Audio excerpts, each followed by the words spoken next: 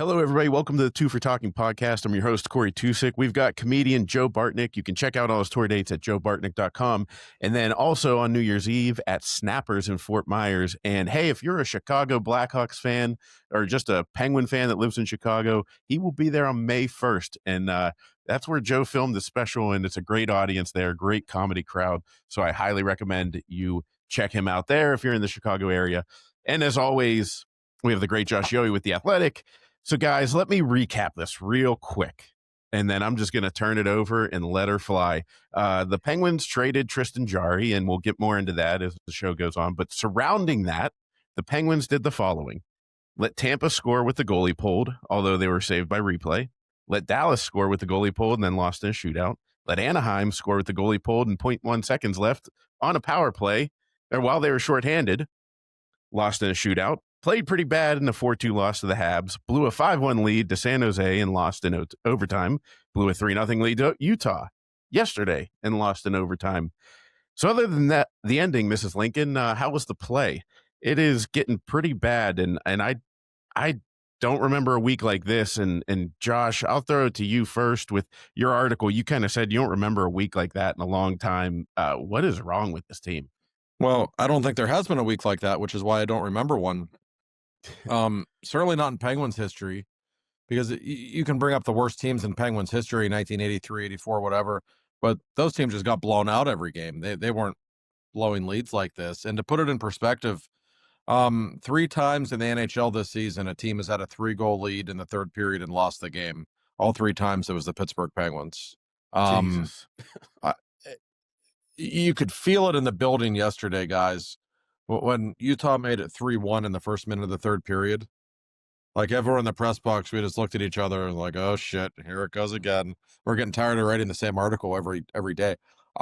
It's pretty extraordinary, Joe. I don't know where to even begin pointing blame. I think there's so much blame to go around, but there's also just a surreal nature of it. I've never seen anything like it. You almost like are amazed to keep watching to see what happens next, even if it's not really good if you're a Penguins fan. No, I actually, Josh, it's deja vu. It's Groundhog Day. I literally titled my soft dump for DVE Deja Vu. It's literally, I thought the worst loss of the season was Toronto because we didn't even get a loser point. But then Saturday, I'm like, well, okay, we blew a 4-goal lead against the San Jose Sharks. That's probably the worst. Then, of course, I went to the Matt Light's ugly sweater party, and I wore the wrong sweater. I should have got a Chris Letang jersey. That's the ugliest sweater you can find in this damn town. Absolutely despicable. I'm going to go on record. There's a famous guy, a famous friend of ours that says, oh, this franchise would have been so much better if they got rid of Mount Rushmore, drop-dead Hall of Famer, Evgeny Malkin after 2017-18. Well, let me tell you something. Maybe we would have played defense the last 8 years if we got rid of Chris Bosh Letang. He's not going to the Hall of Fame unless he buys a ticket. And he's like a -7. His plus minus has to be the wind chill factor at Antarctica. I've never seen a guy do nothing on defense. Then I heard from a reliable source he can't move his neck. Well, he should have retired 8 years ago then if he can't move his neck in one direction. That's probably why he's never looking at the puck. That's probably why he can't hit the net. There is a million reasons to blame everybody in this organization, but I think Letang stands first. I have an article coming out, and Corey, I don't know what time this podcast is going to air. At some point Monday afternoon here, I believe. So I don't know exactly when my article will be out, but probably by the time people are seeing this, I have an article on Letang, in fact, and just weekly. Josh, it always happens. I scream on this show, and the article comes out, and Joe, I did listen. You're the alpha. You're the big dog. I just, listen. I'm trying. No. You're the smartest guy in the room. Always. I just mean, isn't it funny though? I didn't mean to cut you off your train of thought, but literally almost everything I scream is like we're always on the same connection. Like I just wrote this on that article an hour ago. It's coming out now. Just a natural segue. It just worked beautifully. No, and I mean, listen, Letang. is a major, major problem for the Penguins right now. I don't think anybody would deny that. And I do my What I'm Hearing article every week on just, from talking with people in the organization, people around the team, and the level of concern regarding his play is mounting. I mean, nobody is happy with how he is playing. They've got a problem, though, Joe. He has a no-trade clause. Nobody wants him anyway, so you can't really trade him. Buying him out really doesn't, in fact, it hurts you financially because he's a 35-plus contract. You're not saving any cap hit money the next few years, and it would only extend it beyond 2 years anyway. What do you do? The only thing I can suggest is try to reduce his ice time if possible. And I know behind Carlson and Letang, there's not a ton on the right side. You're looking at Connor Clifton or whatever. But is he going to hurt you as badly as Letang is right now? I don't think so. The mental errors that Letang is making every game, I've never seen anything like it. I had a former NHL player not long ago tell me, like, have you ever seen a guy who's been in the league for 1,200 games, like, make mistakes like that all the time? And I said, no, I haven't really. I mean, it's true. It's they have other problems. I'm not going to pin it all on Chris Letang, but man, he's the biggest one right now if I have to look at that roster. 1,000%. And what made me sick to my stomach was after reading your 10 observations, which is probably the only enjoyable thing about that game, was that the big guy was in the house.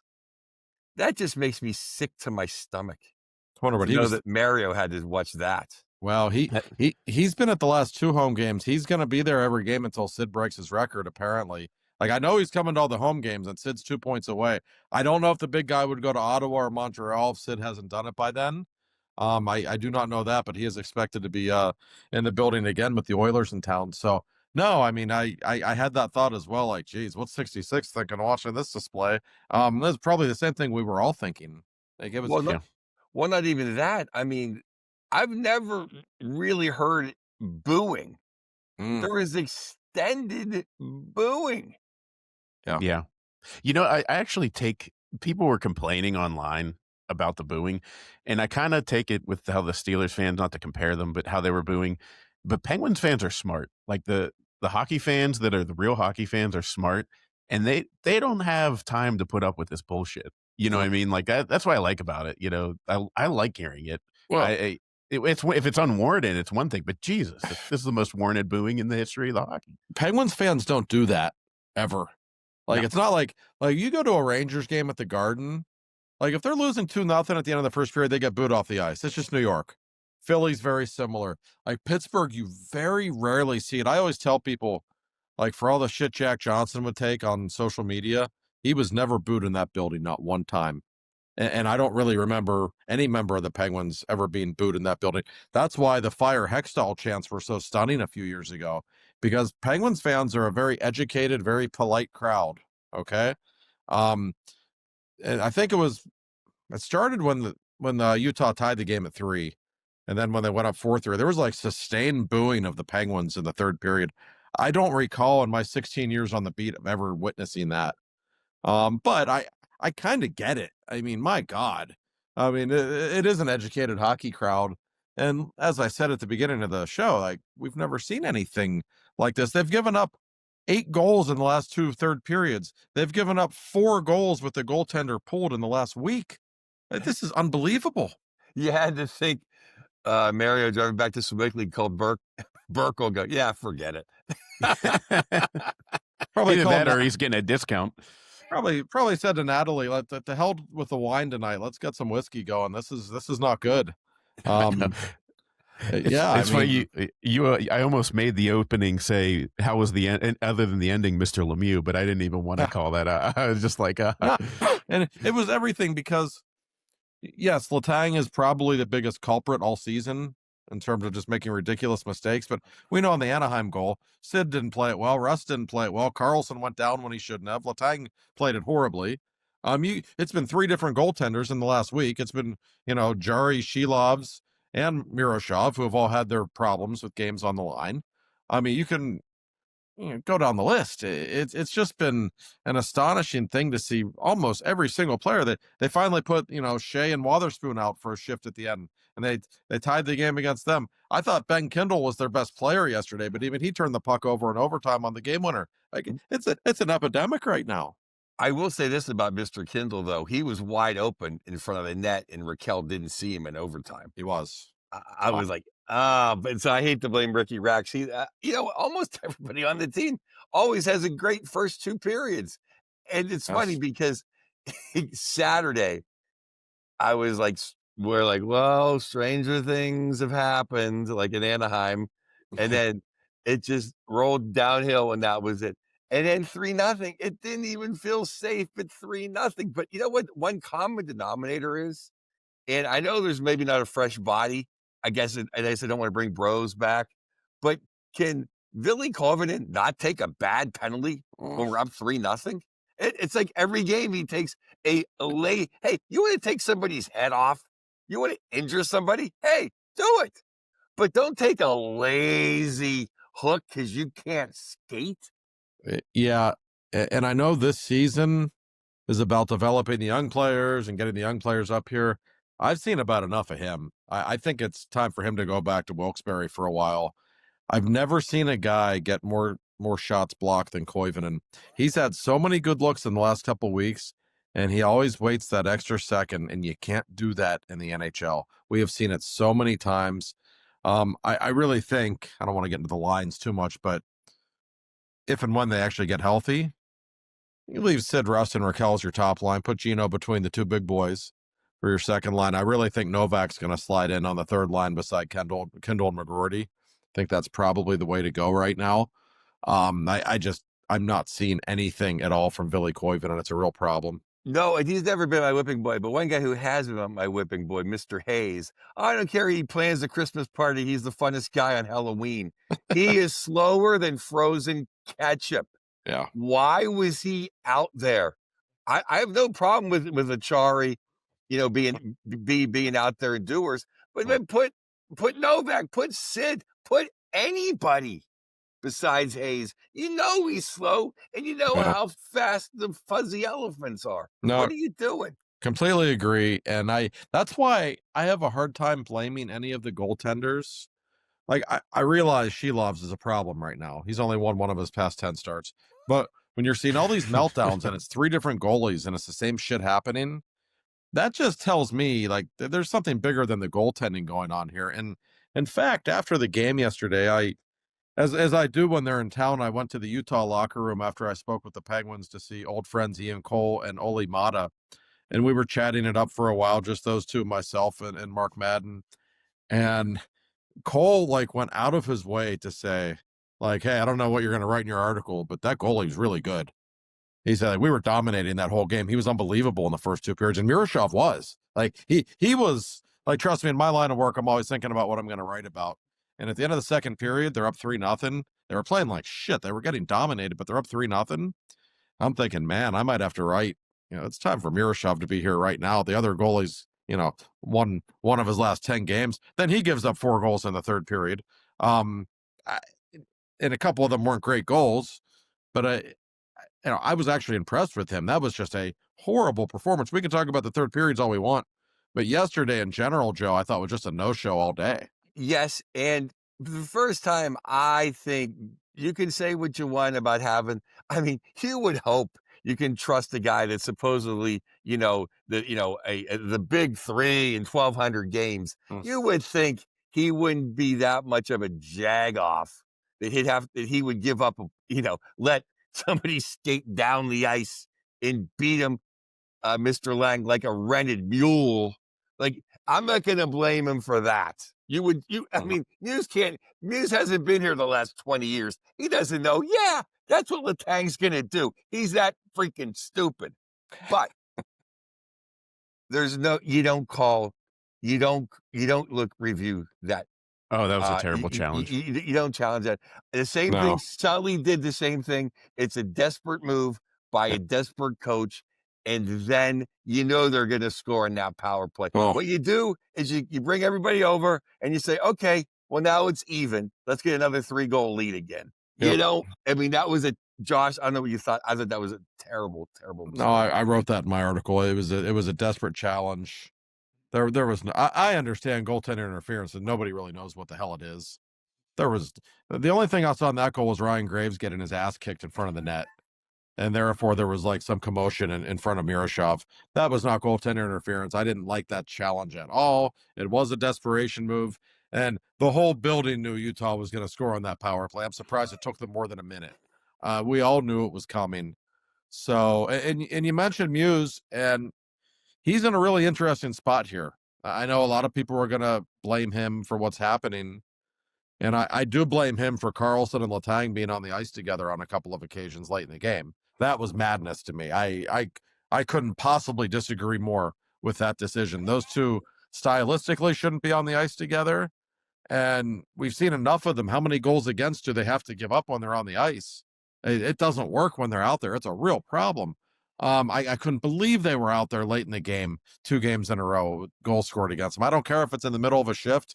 Like, Letang should be replacing Carlson when he comes to the bench, or Carlson should be replacing Letang. Shea should be replacing Wotherspoon, and vice versa. That's it.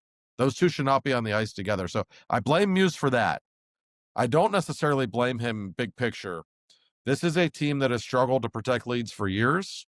And to me, the biggest reason is the best players on the team have terrible habits when it comes to protecting leads. They want to keep scoring more goals. They want to get their empty netters. They want to keep pushing offense. They refused, especially in Letang's case, they just refused to make the simple play. Sometimes it's okay to dump the puck off the glass and out of the zone. Chris Letang refuses to do that. He's got to make the pretty play. He's got to make the lead pass to get the offense going. He's got to jump into the zone with 3 minutes left when he's protecting a lead. That's the stuff that's killing them. And Dan Muse, listen, he's the new guy. I can understand on some level, okay, I got a bunch of Hall of Famers. I'm going to put them out there in these situations. But at some point, he's got to realize, hey, I'm the coach. This bullshit can't fly anymore. We're going to put Noel Acciari out there. Or we're going to put Ben Kindle and Rucker McGroarty are their most composed players right now. At some point, they got to make some changes in terms of who's deployed in which situations. It really hit us this weekend, I think, that Lizotte and Gino didn't play. I think we really missed. I just don't think that they come back from 4 goals against with Gino and Lizotte, just because I think Gino's going to be up ice and he's going to track something down. Gino's going to slash somebody when they're the momentum is going to change. Yeah. And Lizotte in for Hayes, Lizotte's. I think he might have our only empty net goal of the year, right? Maybe you can't buy one. No, Lizotte, and who knows? By the way, how history changes if Rusty doesn't hit the post on the empty netter when it's 5-3 against San Jose. If that doesn't happen, they win that game 6-3.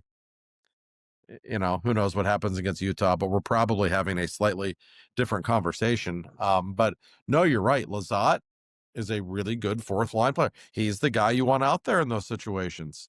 That's why he and Dewar and Acciari are on the ice. I always say they play like adults. They know how to protect leads. They're not perfect, but yeah, I'll take those guys on the ice in those situations more than I will Carlson or Letang. That's for sure. That's what they're paid to do. That's what they're in the league for in situations like that.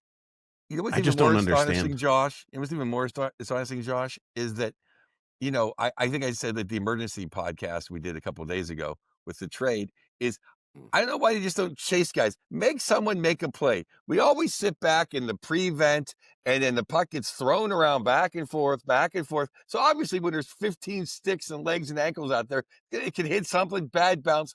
Who knows what's going to happen? So I say chase, but we have a top 5 penalty kill. Yeah. That's just even more ridiculous, Corey. How can you have a top 5 penalty kill and give up a 6-on-5 every single game? I think it's the personnel, because Chris Letang and Erik Karlsson are not going to be on the ice together on a penalty kill, God willing. I don't know, like they have this look in their eyes. I don't know if you guys feel this way, but like they walk on the ice expecting to lose. I had this coach we made nationals and the club nationals in college, and I'll never forget the coach said, "You guys are playing like you guys are playing so tight you can't slide a greased BB up your buttholes." And I'll never forget the captain of the team, Tom Ward, if anybody knows him. Greensburg Salem's great, Tom Ward. We looked at each other across the room and went like that's pretty good reference. And that's all I could think during these third periods. is they look so tight. They look so afraid to make a mistake.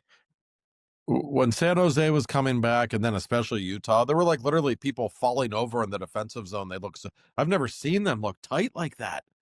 I mean, it was everybody. But especially the way the defense was just getting caved in. I think it was the San Jose game tying goal Saturday. That was when Shea and Wotherspoon were on the ice. So you're thinking, all right, at least those guys are out there.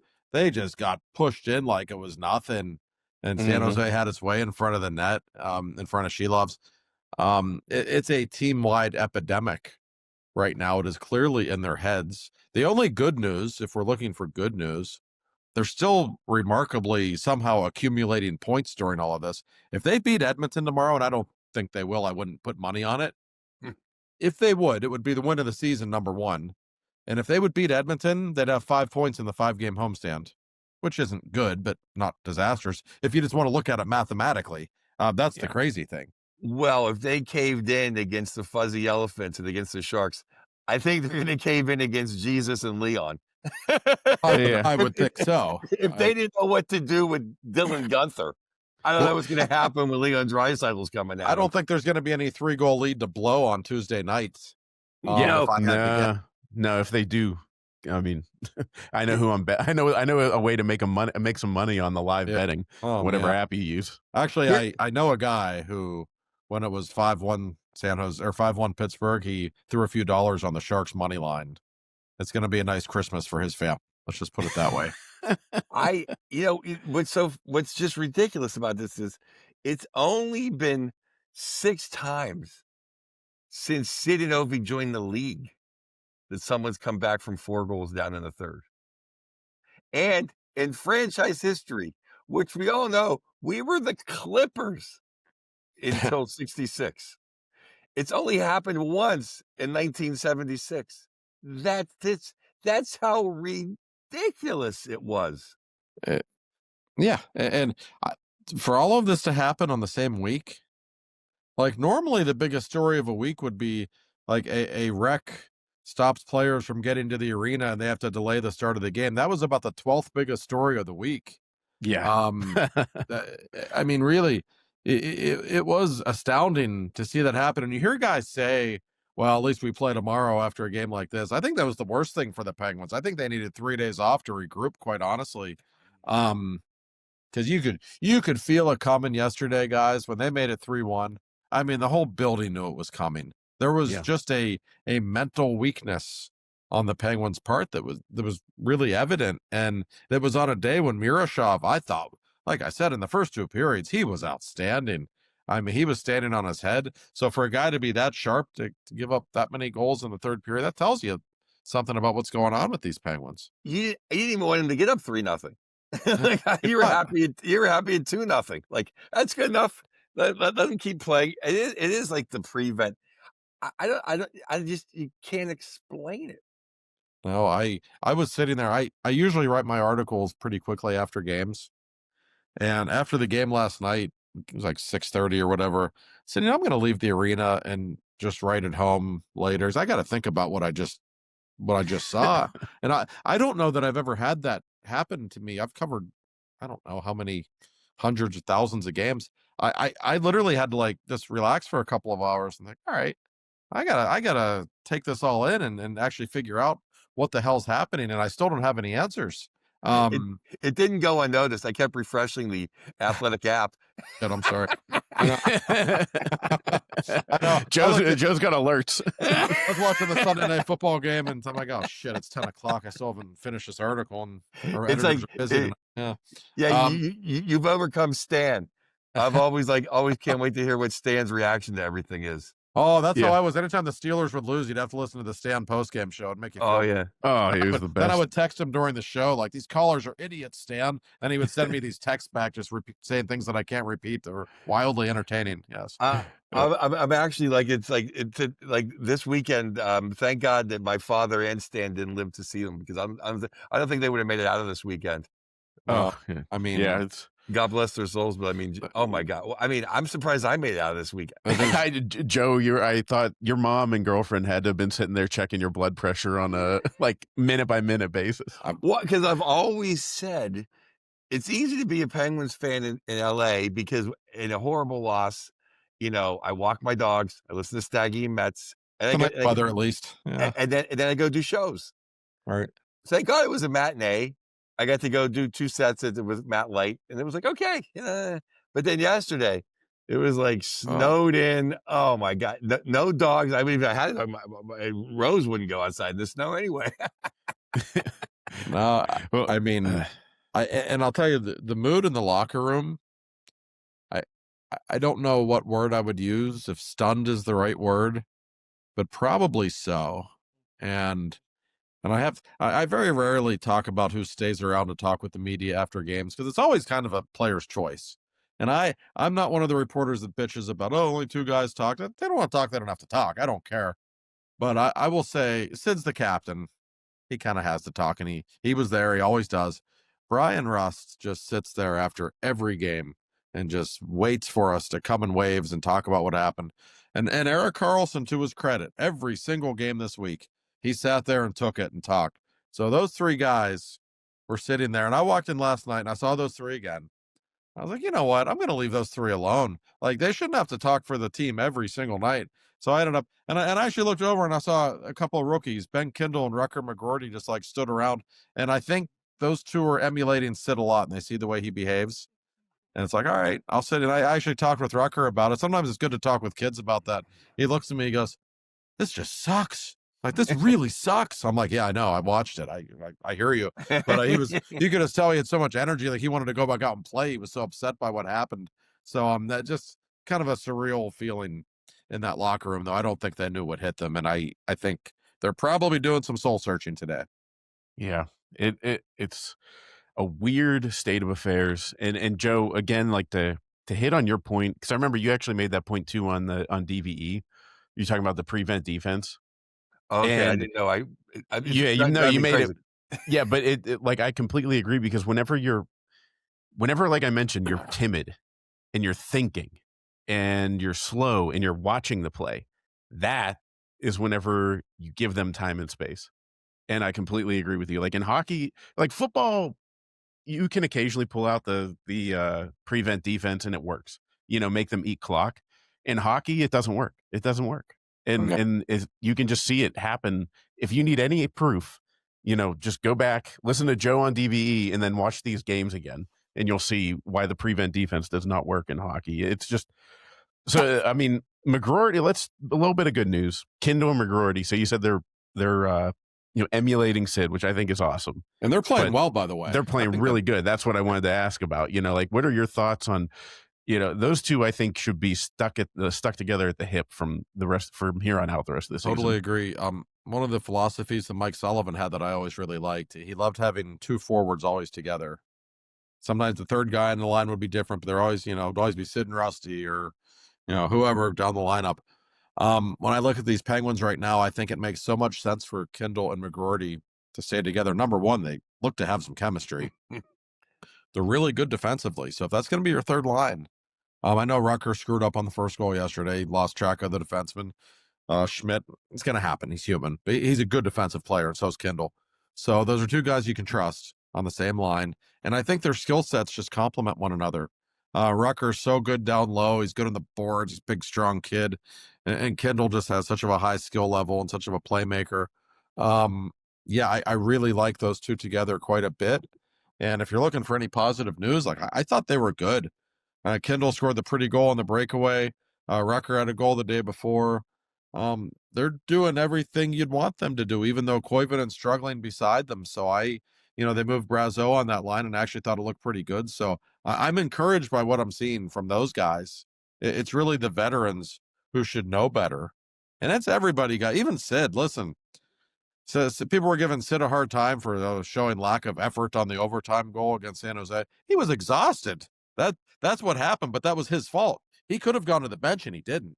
He stayed out. He's done that a lot the last couple of games. He needs to be more, and I don't think it's him being a goal suck or anything. I think it's him feeling so much responsibility. Yep.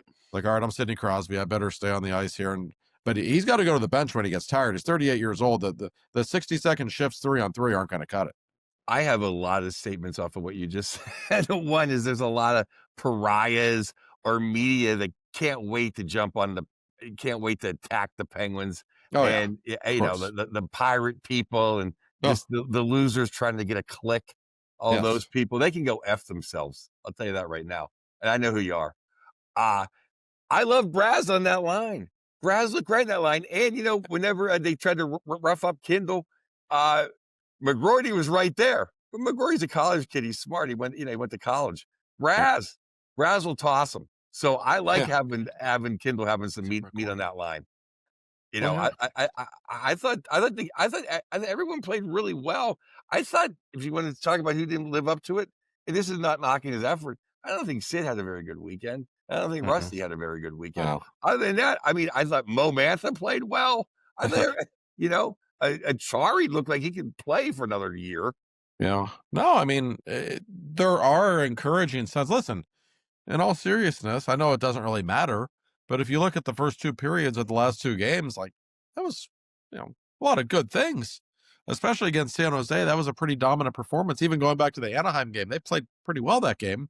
They all played a really good team. I was talking with Dan Muse the other day at the practice facility, and he agreed with me when I said I thought the game in Dallas was maybe their best performance of the season. Like they dominated the Stars. They should have won that game.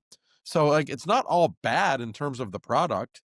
And I kept going back to the Jarry trade was on Friday, and Dubas was talking right after the trade, and all these questions about Skinner and Jarry, and I finally sometimes I like to change things up a little bit because we don't get to talk with Kyle that often on the record. And I was like, Kyle, do you expect this team to make the playoffs? Is that the goal now? And because I don't know that it was entering the season, but things have changed. And he essentially said, yeah, I do. And in fact, he said, I think we can be even better than we've been.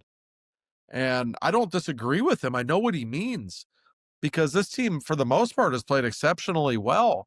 But if you can't protect leads,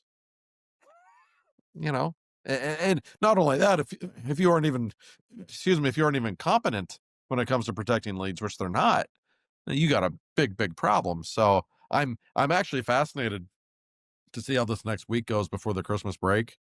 This is not an easy stretch of schedule, guys. You got McJesus in town tomorrow, at Ottawa where they always lose, at Montreal's never easy, home to Montreal the next night, and then in Toronto where they usually don't play well. That's a nasty stretch of schedule to conclude this portion of the season, and they better not let things fall apart. That's what makes it even more sicker, guys, is that they had a 5-game homestand. Yeah. And they really only laid one egg in regulation. Right. Or not whatever. They had, They should be 3-1 on this homestand. Yeah. Comfortably. I mean, yes. Very, very easily. Very easily. And if that were the case, sorry, Corey, if that were the case, and we got the 3-1 on the homestand, this is kind of a bonus game against Edmonton. Let's see what happens. Yeah, get what you can. Yeah. Now it's must win. Yeah, of course. And real quick, Corey, I wanted to mention, I tweeted this earlier, but if you're on the fence about coming to the game tomorrow night, Sid's 2 points from catching Mario. Mario's going to be there. You get to see McDavid play. Leon Draisaitl's 1 point away from career number .1000. So I bet you're going to see that. You're probably going to see Skinner versus Jarry. I don't know what more you'd want in a regular season game, but it's all there tomorrow. That's about as good as it gets. And if you do not have tickets yet, you should go on. I'm sure there's plenty available, unfortunately, because of how bad they played this weekend. So maybe you get a good seat. And the thing I love about, and we talked about with the booing, the real hockey fans are in the building. But before we get to Mr. Neofis, do you think it's time to set an example with someone and maybe take a hostage out back and they don't come back? If I don't, for YouTube, I don't want to say different words. But is it time? I mean, because personally, I think Kevin Hayes would be the guy. But after this weekend, I thought, well, maybe Letang's the guy. Like maybe you say, you're playing so bad. I don't care if you're going to be on our cap for the next decade. Well, I know a lot of people want that with Letang right now. It's just not that simple. I'm telling you, if you would do that to Chris Letang, that causes problems in that locker room, especially with the captain. Nobody wants to hear that. That's reality. Now, would I bench him for a game? Maybe. Yeah, to get through to him. Would I reduce his minutes substantially? Yes. Absolutely, I would. You got to do something. I don't think like releasing him or I don't think that's necessarily going to prove beneficial, and it doesn't help you any with the cap anyway. But someone needs to get through to him that he can't keep playing the way he's playing. So I don't know what that takes, but I would suggest some kind of a move, maybe not the one. What about Hayes? What about Hayes? You know, somebody, you got to dump somebody out of here. Yes, I mean he's not helping them. I think he's got a couple goals, but I he's just so slow. It's painful to watch when he's on the ice at times. I just want to see, especially when you have Tristan Brose, who might be ready to go in Wilkes-Barre anyway. You've got some other options. That's certainly something I consider. I mean, Joe, how do you because sending a message to the room should be something they should consider, don't you think? Yes. I mean, I have gone on record since 2018 that I don't want Letang. I think not having Letang on this team, at least it gives us a defensive conscious that we never had, and still don't. I don't know. I like the idea. I don't like making him sit in the press box just because of all the drama surrounding that. I almost would, but now Dumba's gone. Dress 70, which I hate, just to send the message to Letang. Hayes, you're sitting down. Letang, you can play second power play, but Dumba plays with Shea, and you get 8 minutes of ice time. I would try something like that. I can't see. I hate 11 and 7. I really do. But Yeah. something, he can't be on the ice all the time because he's just not good.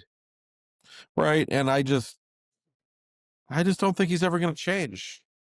I just don't. He's had an awfully successful career. I get it. But I always have, and I like Chris. I get along with Chris fine, but I've always sensed from him that he has a certain idea of how the game should be played and how he's going to play. And I don't think he listens a whole lot to what other coaches think.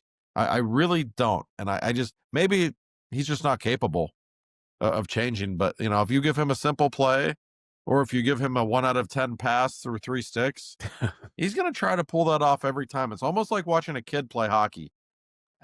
And it's just killing them. And he is not the athletic freak that he was 10 years ago. He could get away with a lot of shit back then. He just can't anymore. The neck thing, that worries me. That's the first time I'm really hearing that, Joe. And I mean, I trust you have a trusted source. Yeah, he can't move his neck the one way. He can't turn his neck. It's just his play, play the first 2 periods. And if we're up 3-0, then Chris, you play like every 10th shift. Yeah. I mean, not only are his passes bad, he misses his shot so far. It's like he's like a breakout pass for the other team. It's never gonna. He hasn't changed. He's never changed. It's not gonna change. But I understand your original point, Corey. I just think the guys that you want to, the guys you want to, scratch or trade, we need those guys. Yeah. And the guys that are like, it's almost like, yeah, you can, whatever, send Dumba down. Even Hayes. Oh, everyone likes Hayes at the Christmas party. He's still just a nobody in reality. And then, you could scratch Hayes for a month and they wouldn't even bat an eye. We wouldn't even know, and you wouldn't even know on the ice, except we were playing with a little bit of speed. But right. but to make a deal to wake everybody up, like, okay, well, now's the time to move Raquel, or now's the time to move Rusty. Well, then we're not going. Then you're really putting up the white flag. Then you're officially. And I think the frustrating thing here for a lot of Penguins fans, you could live with this team just not being good enough this season, or making youthful mistakes, or just being overwhelmed, not having the talent to maybe play against the best teams. That's not the case. Like we've said many times, Dubas made a bunch of moves this summer. They have about 4 or 5 players that have made them a lot better this season. They've gotten better goaltending. You go down the list, they're better than we thought they would be, and they're just shooting themselves in the foot. That's the part that drives you nuts. I mean, it's the amount of self-inflicted wounds that we're witnessing. How many games have we really said the other team was just better?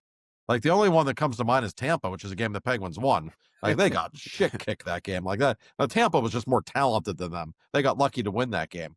But really, there haven't been many games where it's like, oh yeah, they weren't the better team tonight, but they they can't help themselves. Well, in this streak since Toronto, since we gave up the 3-0 lead, we've given up 7 points and got nothing. So we've given up 9 points.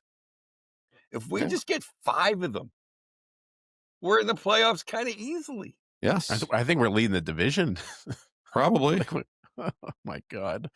And It's so frustrating. that's just because exactly right. If we were no good, and okay, hey, we'll take our shot in the lottery and we give it our best, and we'll all have a nice fun time with Gino for the last 4 months.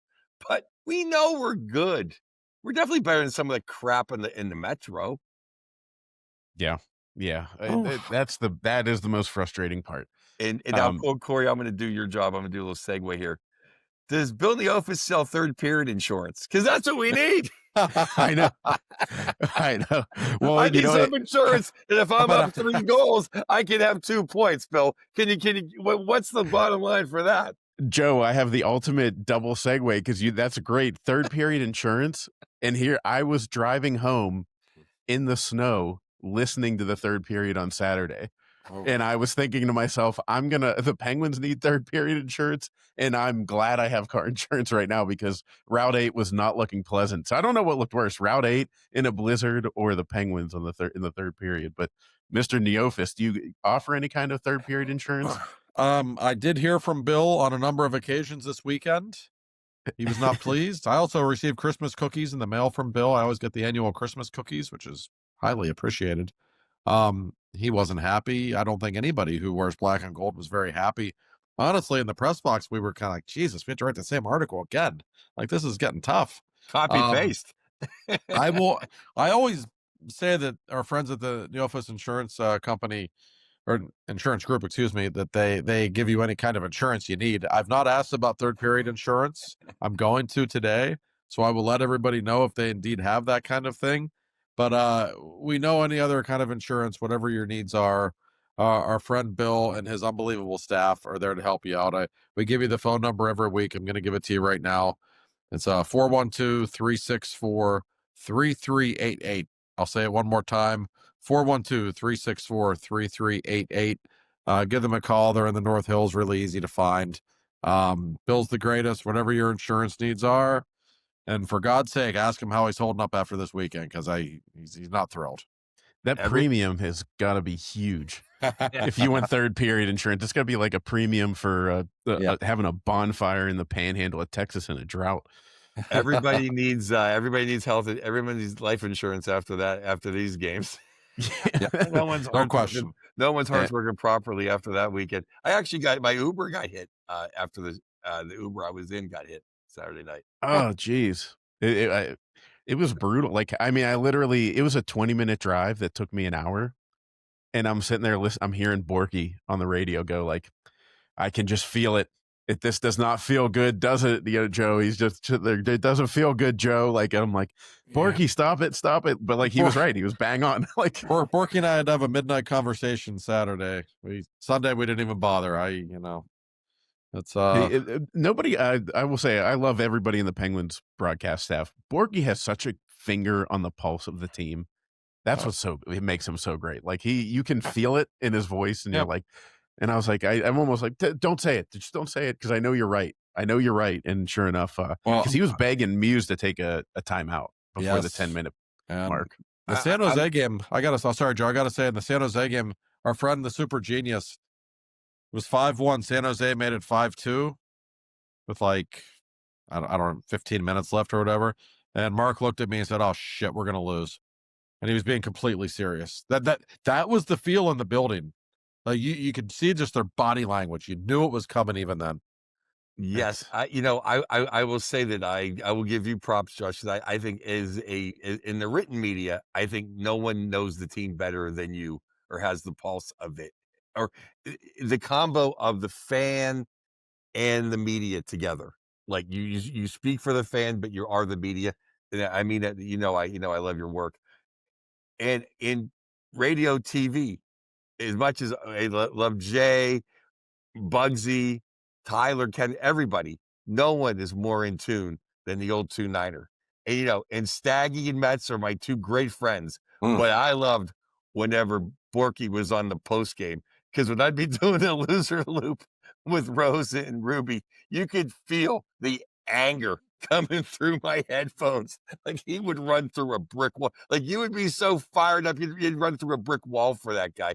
His passions, and we love the old 2-9er, but Yeah, you're right though, absolutely. Corey. Though you can he gets so fired up, man. He's one of us. Yes. Yeah. Oh yeah, he has become a true Yinzer. I love it, and I could just feel it. I could feel it coming. He did such a good job of relaying that, and he's the best. Before we'll get into a little bit of Steelers preview, and like just NFL stuff, but let's go back over the Tristan Jari trade just a little bit for those of you that might have missed the emergency podcast, because talk about burying the lead. Jesus, like how did that we're like minute 40 and somehow we haven't talked about it yet. But I will say, watching the game against Montreal when we were Jari, it wasn't Jari's fault that we lost that game. No. But he wasn't playing, lights out and stealing the game. And to me, I had this feeling like I had my phone out and my thumb was hovering over the cash out button on a bet that I had made.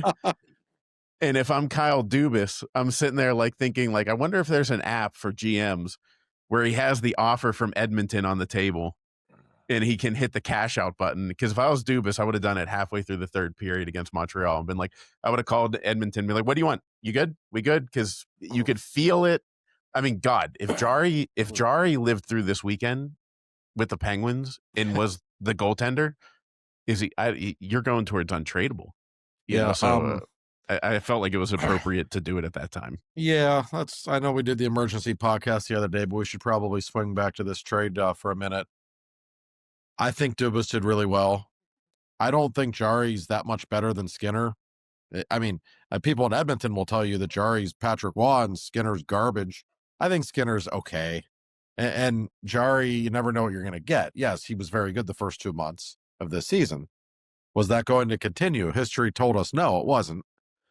So to get what you could get for him, to not have to pay any of his salary, I like the deal. When I look back at Jari's time in Pittsburgh, one of the stranger careers you'll ever see. Made 2 All-Star games. He won a lot of games. The number 2, I said 2 All-Star games. That's also the number of playoff games he ever won, 2. That to me, ultimately, when I think of him and his legacy, even though he didn't play much in the playoffs in Pittsburgh, I think of a guy who wilted when the lights were bright. And we saw it in the playoffs in 2021 against the Islanders. We saw it in other big regular season games late in the year when the Penguins were trying to make playoff pushes, and eventually he got benched for Ned, for Christ's sake. You never knew what you were going to get from him, and that's not really a compliment to a goalie, Joe. And that's kind of my ultimate thought on him. Yeah, he wasn't someone that you were going to trust if we made it to the playoffs this year. I think the fact that we got out from under his $5 million for the next 2 years, we don't owe Edmonton any money. I think that is the best thing about the deal. The fact that Skinner is up after this year paves the way for Miroshov. I said in the emergency podcast, I wanted Calvin Pickard, just because then I thought you make Miroshov, he's Miroshov's, veteran backup for the rest of the season, and Shelovs is waived, and see what happens to him. Because Shelovs, once again, I'm wrong on Shelovs. I thought he'd be better than this. He's downright terrible right now, but he could bounce back. But I think Dubas did a great job. Skinner is, let's face it, Skinner's won playoffs. Skinner is 3 wins away from being a back-to-back Stanley Cup champ. He's Matt Murray. Right, crazy. Basically. Yeah, I mean, except Muzz won the games. So I think it's a great trade for Dubas. Edmonton, all the media guys up there want to paint Brett Kulip out to be, that we're getting Larry Robinson. No, I've seen him play. I'll take St. Ivany. I'll take a good St. Ivany's upside is way bigger than Kulak's ever was that I've seen. But whatever. If it meant we don't have to take back money and he's gone in June anyway, then that's fair. Okay, but please don't tell me how we're getting some defenseman that's going to help everything out. We're not. Well, the good news is, like you said, Joe, those are expiring contracts. And moving forward, I've said for a couple of years that I think Kyle Dubas gets really aggressive in the summer of 26. And I still feel that way. And now, I not that we want to get too far away from this season, because this season is fascinating, if nothing less. But okay, so it's December now. Let's fast forward 6 months just for fun. They're going to have more than $53 million in cap space right now. That's a ton of money. Now, are they going to go spend all that money in free agency? No, that would be stupid. We know what happens in free agency when you spend too much money. Could they add a good player or two? Yes, and I think they will. But really, when I look at the Penguins now, with all that money, and they've got so many draft picks, they have more draft picks than they can use at this point, literally. The roster size is only so big. They're going to be in the market to make some big trades in the next year. With all those draft picks and all that cap space, I'm telling you, it's probably a matter of time until they really do something like what you saw Minnesota do with Vancouver. I don't know. I'm not saying who's going to be available. I don't know, but they're going to be in a position to take big swings with all the picks and all the money they have now. And that's something we haven't seen in a long time. No one wants us to go big next summer more than me. But I also, if Gino plays the way he's playing, I know it's sacrilege to some, bring him back one more season. But let's say he tails off a little bit. He has a nice going away. We don't make the playoffs. We'll see you at Magnitogorsk. We'll see you when you get your banner raised. We'll see you. Yeah.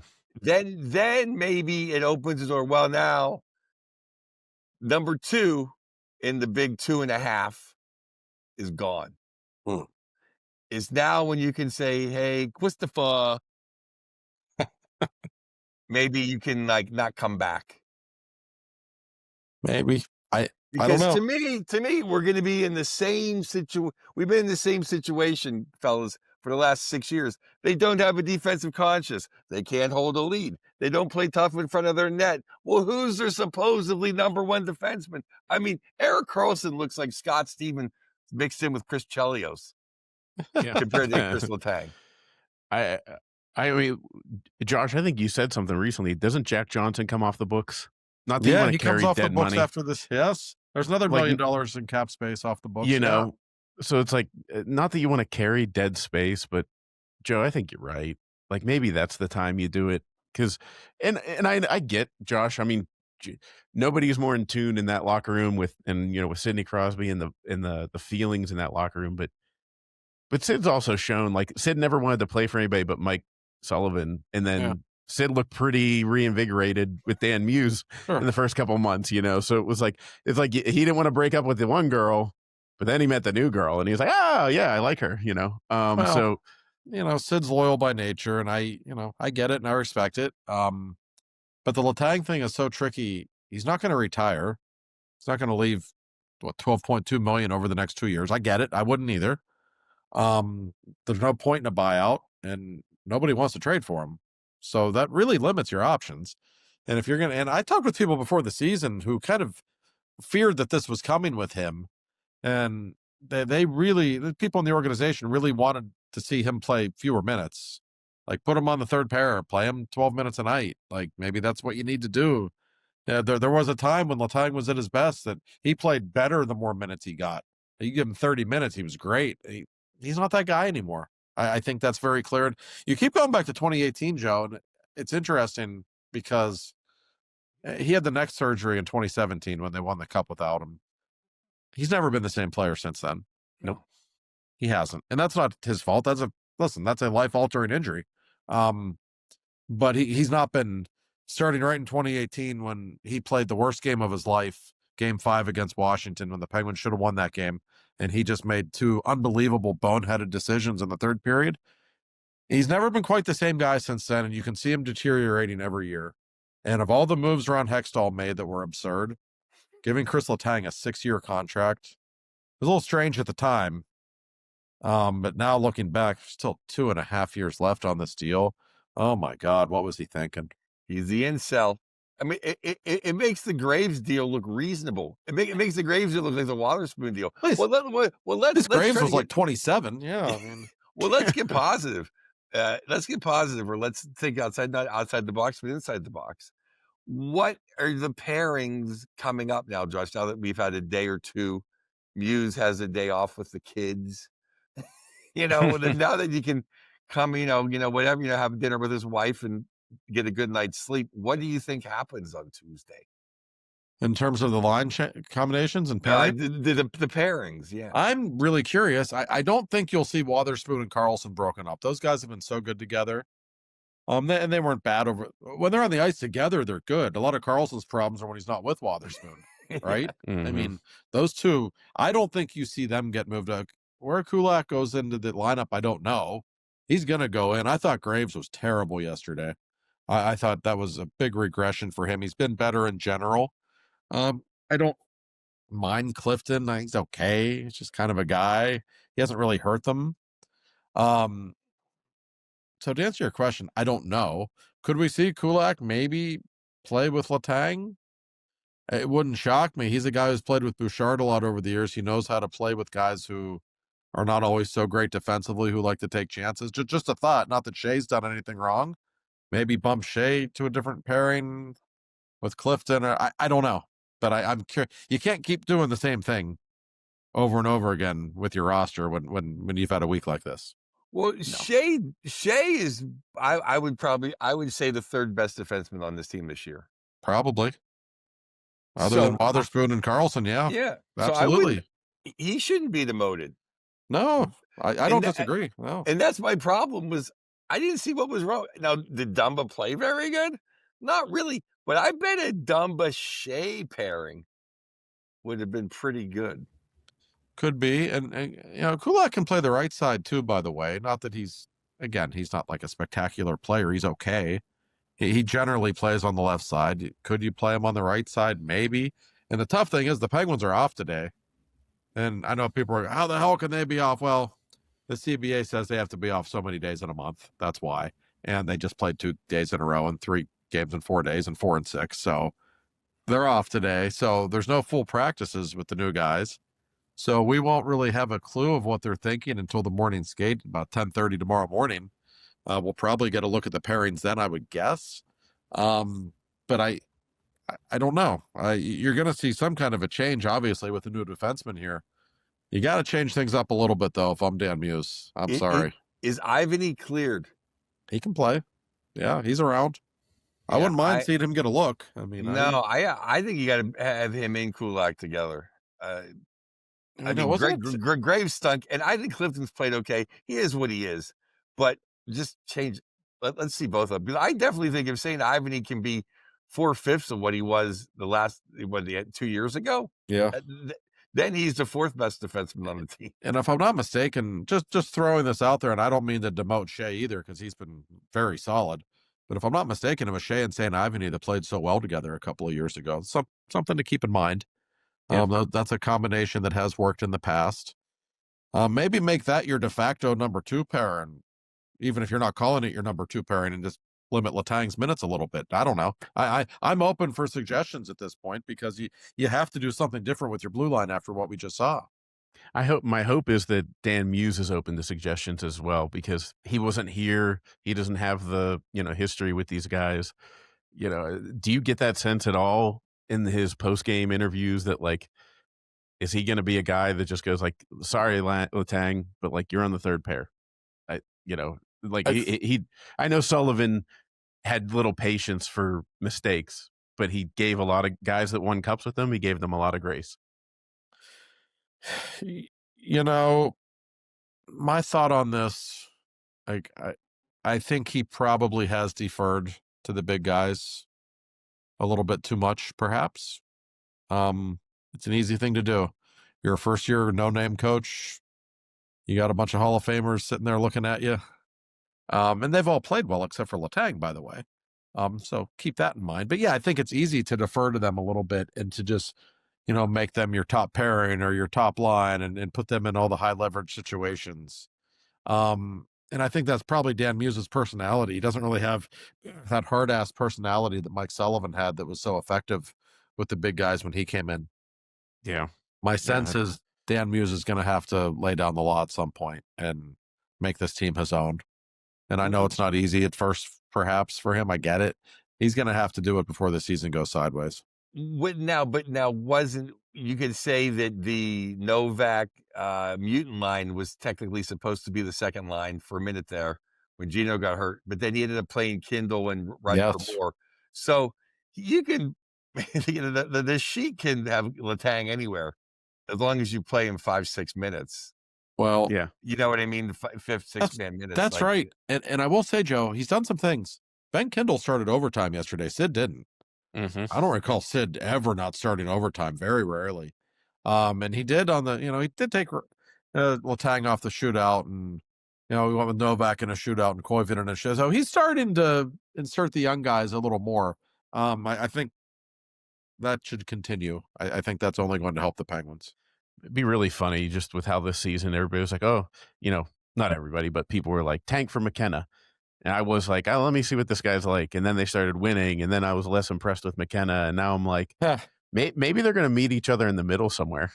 Maybe if things go sideways, they're like, yeah, I've seen a couple draft boards that have insinuated maybe McKenna's not going to be the slam dunk first overall pick. Well, speaking of college hockey, though, I checked out Michigan and Michigan State. Oh, and I think our guy, Mr. Michigan, I think he looks like he's a big kid. He scores some goals, but he looks like a college kid right now. Yeah, he needs he's going to fill out. He needs some Permanis. Yep. He needs some Dannies. Come get the Italian special, and like I do, get a square cut appetizer.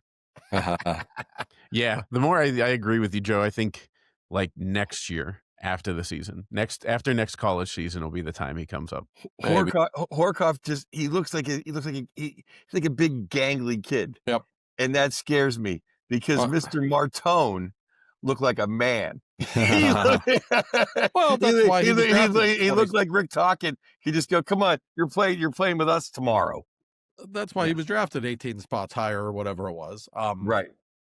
No, and I've had people say, "Oh, was Horkoff? Could he join the Penguins this year into the playoffs?" Like, probably not. I understand he's leading the NCAA in goal scoring, as I think he still is.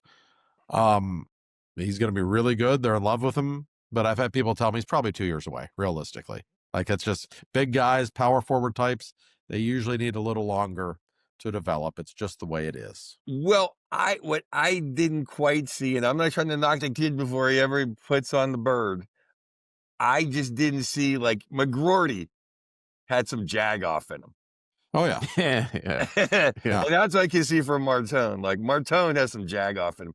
It looked like Horkoff was a nice guy kind of skating around there. That's what I didn't particularly like. That was the one thing that stood out to me. Like, oh, this is Michigan State. I know Pursuta would have killed someone on that ice. Yes, he would have. Yeah, we're gonna make he sure was Canadian. Oh yeah, that's a game changer for Mike, and that's why we love him. A double whammy. Well, before we wrap up here, the Steelers play Monday night. So you're listening to this, the game may have happened, or if you listen to it right when it comes out, you might have a 3-hour window before the game. So we could preview it, talk about it a little bit, but I think more the conversation for the Steelers right now, given that we don't have a game to react to, is the AFC playoff picture. So right now, they control their destiny, which God knows what's going to happen. But honestly, like the Ravens are 7-7 and they have a tough schedule. If the Steelers just get to 9 wins, I'm pretty sure they win the division, regardless of what happens against Baltimore in the next game. And Patrick Mahomes is no longer in the playoffs. That would mean Lamar Jackson's not in the playoffs. The AFC, to me, the top 2 seeds, New England and Denver, they don't really look like they're ahead of schedule. I'm not knocking them, but like I don't think they're the team right now. So to me, the AFC, it's like if you're a Bills fan, this is the year. Like, you better win the Super Bowl. now you have a path to it. But again, it's kind of wide open. It's kind of like the East to me in hockey. What do you guys think? You know, I'm not the kind of man who would ever do this, but if you were the kind of man who liked to make a wager on sports every now and then, you'd be struggling because the NFL is so unpredictable. You just don't know. The AFC stinks. I don't think the Steelers are very good, so I can't say that I like their chances to even win a playoff game if they get in. I think the Chargers would actually be their best bet, even though the Chargers killed them last month. That team is banged up. They can't score. They got very lucky to win the last 2 weeks. That's who you want to play. You don't want to play that Houston defense. Jacksonville might be better than people think. I don't know that you'd want to play them. And Buffalo, you sure as hell don't want to play. So it's, if they win the division, I guess that's something. And in the schedule, Corey sets up for them to win the division. Baltimore still has to play the Patriots and Packers. I don't know that they can beat either of those teams. So if the Steelers win the night against Miami, yeah, they're in pretty good position to at least get in. But even though the AFC stinks, Joe, I just still not seeing it with the Steelers. Yeah, I think the two best thing that the Steelers have going for them is Baltimore having to play Green Bay and New England, two very tough teams, and Tagovailoa, whatever, he doesn't like it when it's cold outside. Right. Because if we were playing in Miami, I don't know about this game. We just don't stop anybody. And now, and prayers for Mr. Watt. I don't know. He got Tyrone Taylor. I don't know what happened. They're covering that up like he's a Kennedy. I mean, what happened? Yeah, the fact that TJ had his brother post all the information about what happened was very suspicious to me.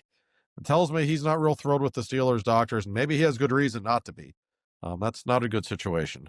Well, how can you be? No. It collapsed his lung. No, that's serious shit. I mean, like... Yeah, I mean, he's got a family. Like, that's totally agree. But as for the Steelers and the game tonight, to me, they're going to go as far as Rodgers takes them, and he was great against Baltimore last week. Like, if he's going to play like that, he gives them a puncher's chance against anyone. But he's their best bet. I let him run the show because the rest of this team is just so painfully average. And they haven't lost a home game on Monday Night Football, by the way, since October 14th, 1991. Who was that against? The New York Giants, who are the defending Super Bowl champions. That's the last time they lost a game at home on Monday Night Football. It's incredible. One of my favorite Steelers stats, in fact. But boy, how many empty seats are there going to be tonight? It's going to be like 15 degrees at kickoff. The old Yinzers don't like those cold games anymore. Like, they really don't. My dad stopped going to night games in like the 80s. It's become a thing. Remember, like when I was a kid in the 90s, like Monday Night Football, that was the game. Oh my God. Now I just looked on StubHub before we started doing the podcast. You can get in for $27 tonight. So, geez, that tells you there's going to be a lot of empty seats at that game. Maybe I'm going to. That's cheaper than a movie. I know, right? Yeah. Like, now I'm sitting there thinking, like, maybe I'll put the kids to bed early and take off, go down by myself. Just if I can walk in for $10, why not? It's weird. Might be why, but yes, I mean, it's weird. Like, I remember, so my dad used to always get one set of tickets from a client every year, and every year I was like, get Monday Night Football. That was like, and I finally got it against the Packers and Brett Favre in like '97. But it's like, then I've been to a Monday night game since then. It's not the same thing. It's a completely different atmosphere. And Monday night to me is below all of Sunday. Like, it's kind of like become that. Yeah. Now the big games like Sunday, 4:00, I guess, is the big game. Like when we were young men, it was Monday Night Football, man. That was everything. That was, those were the best crowds. Those were the hardest tickets to get. That's really changed in the last 15 or 20 years. You remember how Sunday Night Football used to feel on ESPN in the 90s? Like third rate. That's where all the shit teams yeah. It's almost like that. Like, that's what it feels like, where it's flipped, where it's like, well, everybody gets a Monday night game. The thing that stinks is I really like Joe Buck and Troy Aikman. They've grown on me quite a bit over the years, actually. I hated them like a decade ago. Yeah, me too. They're actually really good now. They might be my favorite broadcast tandem. I think they do a great job. Yeah, like Brady's pretty rough. Like, I very don't average. He's very average. And then JJ Watt, I thought he was doing pretty good, but then yesterday, I don't know if you guys were watching the Patriots game, he was like going over the top about Drake May leading a block. That's Chris Collinsworth disease. Yeah. Yeah. And I was like, JJ, let's, he's like, that's a guy I want to see lead me into battle. And I was like, let's just slow down here. Tone it down. Yeah. But I don't know. Can I ask a question? I don't know. Did our man from the Cleveland Browns, did he break the sack record yesterday? No, he's one behind. He made an incredible play, which made me think, wow, he got double team there. You can actually beat a double team. You're allowed to beat a double team. It's not illegal. He was he beat a double team and tackled the quarterback. I didn't think that was legal. I thought you had to just fall down and complain when you're double teamed. I didn't know you could actually tackle someone. I believe he's one sack away, and the Steelers play in Cleveland in 2 weeks. So oh my God. You can feel it coming already, can't you? We never win there anyways. If we have it wrapped up, they have to play Rudolph. and he's going to do what Johnny U. You know what Johnny U did one time? He got sacked. The center tells the story, and he went back to the huddle, and you never want to let Johnny U down. And Johnny U goes, don't worry about it. He goes, let him come next time. He beat him, threw it right in his stomach, knocked the other. I'm like, knocked him out for a quarter. That's awesome. Yeah, just throw the ball right at his nuts. That would be great theater, actually. Yes. Oh man. Yeah. You don't want Rodgers playing that game. No. I don't want anyone coming unabated to Rodgers. If that game means nothing, put in that Ohio State punk. Everyone wants to see him. Let him get killed. Let him die in the state of Ohio where he started. Yeah. Oh, and the other thing is, Kenny Pickens went back to Philly, and he got to shop at his favorite store. Wow. He completed 15 passes for 65 yards. Yeah. I don't even know how that's possible. It was unbelievable statistics. He had like 2 yards per drop back. Yes. 2 yards per drop back. Wow. I know the Raiders stink, but Jesus Christ, man. You could hand a toddler an Xbox controller that would throw better than that. Here's my favorite Kenny Pickett stat, and there's many great Kenny Pickett stats. This is my favorite. He's played in 36 NFL games. He started 26 of them. He's thrown for more than 1 touchdown in a game once. Ever. Like, think about that. 36 appearances, he's thrown for either 1 touchdown or 0 in 35 of them. Well, he was ranked like the worst quarterback to ever play quarterback like a year and a half ago. Yeah. One of those stats. It was ridiculous. I have one more thing before we got here. I want to say, Joe Burrow must want to be traded. I mean, you talk about phoning it in yet. I couldn't believe. I didn't think they'd win in Baltimore, but they got shut out. It was in Cincy against Baltimore. Yeah. Was it? Excuse me. Even worse. And they just beat Baltimore a few weeks ago on Thanksgiving, right?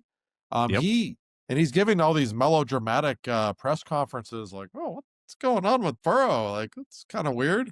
Hope he's not getting Andrew Luck disease. Yeah. I feel like they don't. Somebody posted it online, and he got hit, and they were like, look how many of his offensive linemen come over to pick him up. None. And then I started looking into it, and a lot of Bengals fans are like furious. They're like, he gets hit all the time, and he never has an offensive lineman helping him up. Like that's. I don't know if that's a Joe. I don't think it's a Joe Burrow problem. I think it's. I don't know. I trade him here. I'll take him. I think he's the Broderick Jones always picks up Aaron every time he gets him killed. I mean, he got practice. I think it's a cardio for Broderick Jones. He's doing it every play. He should buy him some isotone or gloves like Dan Marino used to buy his linemen. You guys, speaking, we got to talk about Phillip Rivers for just a second before we wrap up. But I love that he had a dad bod, and it's funny because not shameless plug, because I know I have some Gateway hockey people that watch this, but I am being inducted into their Hall of something or whatever after Christmas at the alumni game, and I texted my nephew the picture of Phillip Rivers, overweight, stumbling on the field, and my nephew's going to play with me in the alumni game, and I said that's what I'm going to look like. I was like, I'm going to be that fat. Like, you're getting your number retired at Gateway. Congratulations. No, not my number retired. No. It's just like I think it's like they ran out of people they do it once a year. So I think they ran out of people. and they were like, well, nonetheless, congratulations. I didn't know a Yeah, celebrity was among us, Joe. I know. Congratulations. Big. well, here's the funny thing is my brother got it in before me. My brother was like a gritty guy, and I said, well, they must have sorted it by goals scored in reverse. But I gotta say about Phil Rivers, like he didn't look that bad. Like he didn't look No. great, but I think it tells you something about the state of quarterbacking in the NFL. Like, yeah, there's a few great ones, but the drop off is unbelievable. He looked more competent than I thought he would. He hasn't played in years. He's 44 years old. He He's a looked better than some grandfather. quarterbacks we saw on Sunday. I will say, I give him credit. I was pulling for them at the end. I'm like, oh, this would be great if they've won in Seattle. Holy cow! Speaking of Ring of Honors, though, Pat LaFontaine made it to the Islander Hall of Fame / Ring of Honor. Either retire the number or you don't. I don't know. You need to bring a gate. Yeah, that's kind of weird. Yeah. I agree. Yeah, They're one of I those don't know. franchises, like, I don't know. Like, you got all those guys who won Stanley Cups. I don't know. I mean, Pat LaFontaine was a great player, but he wasn't really there that long, was he? I don't know. But, Yeah. yeah, don't I know. agree with you, Joe. Totally. it was kind of like, what? I don't know. Yeah, a little awkward. Yep. Yeah. And by the way, I don't want this to be, it's not me bragging at all. If you ever want me humbled, just bring on my coach, Dennis Shannon. He watches the show. He will sit here. He would tell you guys stories and make fun of me for an hour straight Oh, good. about all my incompetences. But yeah, no, I would Philip Rivers, dude. He just, like, he's a grandfather. He's got a gut. Like, I loved it. I was like, Oh, yeah. We were all You know. Philip Rivers for a day. God bless him. exactly. Another guy that shouldn't be in the Hall of Fame. You know what, though? I'm going to keep going. Who did he ever beat? Oh, that's true. He put up a lot of Everybody yards. loves him. I can't think of one game. I can't think of one play he ever made. Because to me, Herbert, totally overrated. Yes. Oh, I agree. Now Rivers was very good. I never, he was not on The Hall of Roethlisberger Very level. good. Yeah. That's all we He was have nowadays. We don't You're from- have the Hall of Fames. We don't have no-brainers. Oh, yeah, he's a Hall of Famer. We have, hey, let's go check out all the stats and do some calculus. And this guy beats out, whatever, some Right. Manning. No, He's you a should Hall of know who Famer a in Hall of fantasy Famer is. football. Yeah, right. I mean, yeah, there's too many people in Hall of Fames. Although, like, you should, like, when you're watching a game, like Myles Garrett, that's a Hall of Famer because he looks different than everyone else. Yeah. This is an elite. Like, there's certain players in the league that, Patrick Mahomes, like, yes, he's different than. I kind of agree with Rivers. Like, put up a lot of yards, never really won anything. He's a Very Harold good. Baines of the NFL. He's like Yeah, the he's a- ultimate Hall of Very Good guy, right? Yeah. It's like, Yeah. If we he gets in, maybe do it with like 15 years after he retired, not the 5-year. Like, that's he's not. and this can be my little pirate talk for the 2000 pirate talk. Barry Bonds, I guess, now can't get in until like we're all dead by 30 years, Right. which is just worthless. I mean, put the guy in the Hall of Fame. I know. There should be a I statue. don't care of he him. doesn't tip anybody and he's a jag off. He should be in the Hall of Fame. Yeah, I mean, he's the greatest baseball player I've ever seen. I'm to the point I don't give a shit what he put in his body. I really don't. I've never seen anyone do what he did. There were a And lot they- of guys putting things in their body. They didn't do the things he did. His Sorry. hand-eye coordination was unbelievable. You I- can't that doesn't come from steroids. And he was literally a Hall of Famer before he took any of this shit. And so now we're just punishing him. In my opinion, it's stupid. Yeah, they have a Hall of Fame that doesn't have the guy with the most hits or the most home runs. All right. Let's put Jeff Kent in the Hall of Fame then. Okay. That's the guy they Yeah. were pitching around Bonds to get to. So, okay. Yeah. exactly. Not that he wasn't a great player. You know what I mean, though. Yeah. That's I would. that's a hot stick in the eye of Bonds that they're going to Oh, put Jeff Penn in. don't think I they mean, were. that is really, really, really cold. Yes. Yeah. Yes, it was. I would. They should have a statue outside PNC Park, but the problem is for Barry Bonds. But I don't think Bob Nutting can afford I was that. going to say, who's going to handle the bill, Corey? Yeah. Maybe they could use all those bricks that they threw away. They can crush them up and mold They're them going to into sign a Barry bunch of Bonds. defensive free agents this offseason, don't you know? That's what we keep getting Yeah. told. Uh-huh. So, all right. Well, that'll do it for this week of Two for Talking. Hopefully next week we have a better vibe, guys. Sorry, but it We're is what having it fun. is. We're having Yeah, fun. What can you We're making the best of it, So we'll talk to you guys next week.